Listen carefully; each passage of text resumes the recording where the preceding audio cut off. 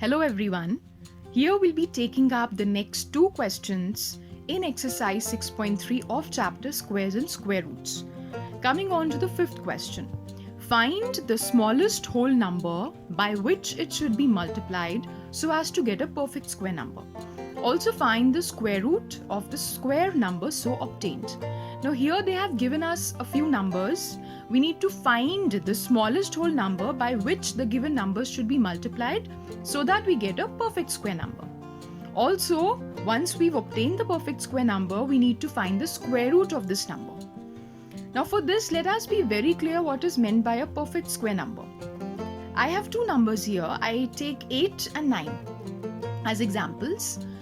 When I'm writing 8 in terms of the product of its factors, I see that the two 2's can be paired and this one 2 is left alone, left unpaired. So I'll say that 8 is not a perfect square number.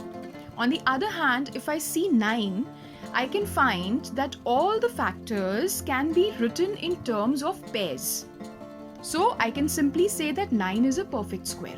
Now if I want to simply convert this number 8 into a perfect square number, I can do in two ways. One way is to simply multiply the entire equation by 2 so that we have the pairs possible and the result is shown here. Or the other way is to simply divide the entire equation by 2. In that case also we get a perfect square number. So these logics will be applied when we are dealing with all the parts in question 5 and all the parts of question 6. So let us come on to first part of question 5. We have the number 252. Now the first step is to simply write 252 in terms of the product of its factors. Now how have we written this in the terms of the product of its factors? This topic, a very basic topic, has been covered in another video. I have shared the link in the description. So you can see here we've converted it in the form of the product of its factors. Now the next step is simply to make pairs and see that what is that number that is left unpaired. Here I have 7. So I'll simply say that the entire equation needs to be multiplied by 7 so that we get a perfect square number. So when I am multiplying the RHS with 7, I have to multiply the LHS also with 7. So when I multiply 252 with 7, I get 1764. So what can I say? As the question asked us to find the smallest whole number that should be multiplied to get a perfect square number, I'll simply say that 7 is that smallest whole number which needs to be multiplied so that we get a perfect square number. What is a perfect square number here? It is 1764. Now the question also asked us to find the square root of this perfect square number. So we'll simply find the square root of this 1764 by proceeding as follows. Step 1 will be to write this number in terms of the product of its factors. We've done that. Next is to take the square root on both the sides. Further, we'll be making pairs and we take one number out from each pair of this under root sign. And we see that we are left with 2 into 3 into 7. And we finally get 42. So the square root of this number is 42. Now coming on to the second part of the fifth question, we have 180. We'll write it in the terms of the product of its factors and we find that 5 is left unpaired. So we can simply say that this equation needs to be multiplied by 5 so that we get a perfect square number. And what is that perfect square number? That perfect square number is 900. Now we also have to find the square root. So for that, we'll write 900 in terms of the product of its factors. We take the square root on both the sides, make pairs, and we find that we have 2 into 3 into 5 as the value of under root 900, or root 900 is equal to 30 we get. Now next part is 1008. We write it in terms of the product of its factors and we see that all the pairs, all these 3 pairs are possible, but the 7 is left unpaired. So the smallest number that needs to be multiplied to get a perfect square number is 7. And what will be that perfect square number now? It will be 7056. Now we take the square root. For that, we write this number in terms of the product of its factors. We take the square root and make pairs.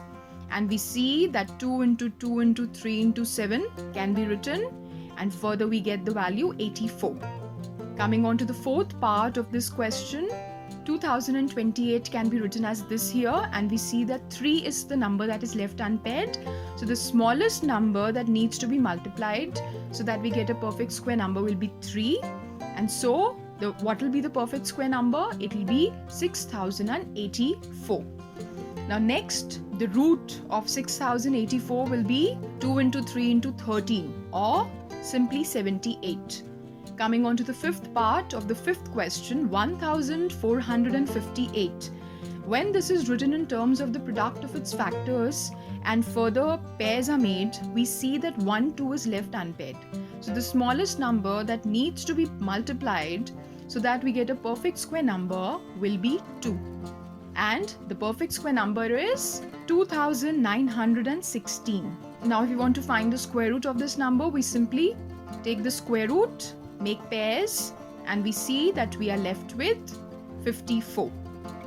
Next, coming on to the sixth part of this fifth question, 768.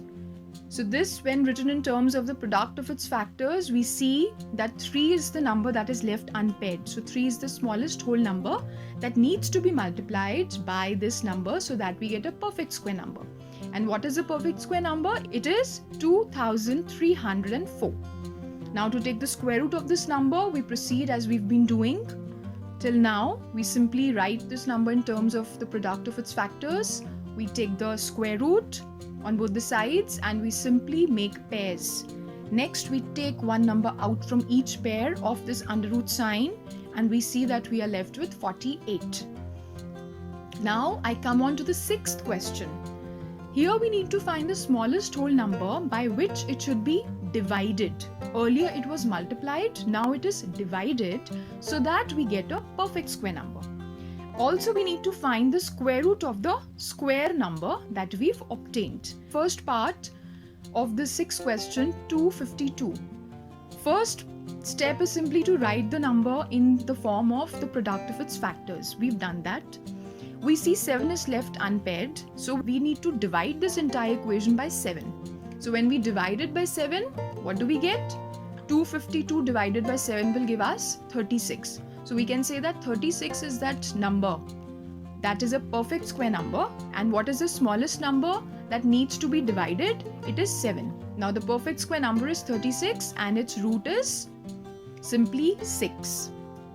Now coming on to the second part, 2925. When it is written in terms of the product of its factors, we see that 13 is the number that is left unpaired. So we need to divide the entire equation by 13 to get a perfect square number. So we do that. When we divide 2925, we get 225. So the smallest whole number by which 2925 needs to be divided so that we get a perfect square number is 13. And what is the perfect square number so obtained? Whose square root has to be found out? It is 225. And the square root of this number will simply be 15. Now, coming on to the third part, 396. We see here that 11 is left unpaired. So we need to divide 396 by 11 to get a perfect square number. And we get 36 as a perfect square number. To find its square root, we simply need to proceed as we've been doing earlier, and we see that the root of 36 is 6. Fourth part of sixth question, we have 5 that is unpaired. So we need to divide by 5 so that we get a perfect square number. And when we divide 2645 by 5, we simply get 529. Now 529 is the perfect square number whose square root has to be found out. So we simply say that root 529 is 23. Further, I come on to the fifth part of this question, 2800. I can simply write it in terms of the product of its factors as this, and I see that 7 is left unpaired. So the smallest whole number by which 2800 needs to be divided by to get a perfect square number is 7. And what is a perfect square number? It is 400. You see, when I divide 2800 by 7, I get 400. And now I need to find the square root of this number. So what is the square root? I will proceed as I've been doing in all these questions, and I get 20. Sixth part of the sixth question, 1620. Now here, again I'm writing this number in terms of the product of its factors, making pairs, and I see that 5 is left unpaired. So the smallest whole number by which this number 1620 needs to be divided by is 5. And when I divide it by 5, I am left with 324. So 324 is the perfect square number whose square root can be given as 2 into 3 into 3 or simply 18. Well, that's all for now. I hope things are clear to you. Thank you very much and all the very best.